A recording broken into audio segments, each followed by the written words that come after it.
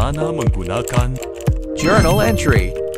Hai, saya Jay dari EIST SQL. Hari ini saya akan ajar macam mana nak gunakan journal entry dekat SQL system. Dalam skrin ini, anda boleh pergi dekat journal entry.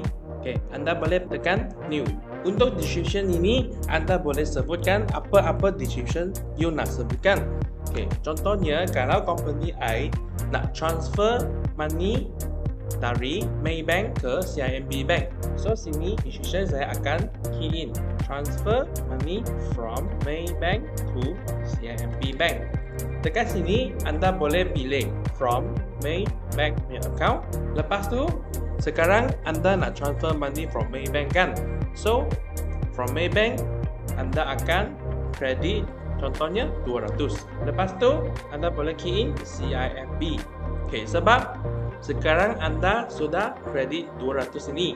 Lepas tu anda key in debit side dekat CIMB Bank. So ini maksudnya anda transfer 200 from Maybank ke CIMB Bank. Untuk journal entry, anda kena pastikan debit dan kredit punya amount adalah tally.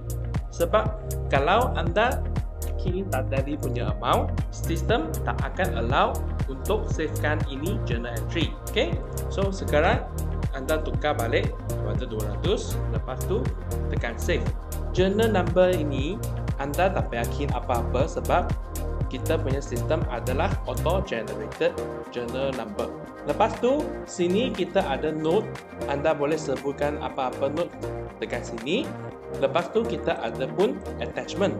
Kalau you ada mana-mana attachment yang nak refer punya, anda boleh attach dekat sini.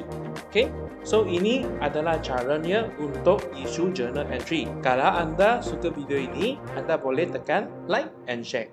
Thank you.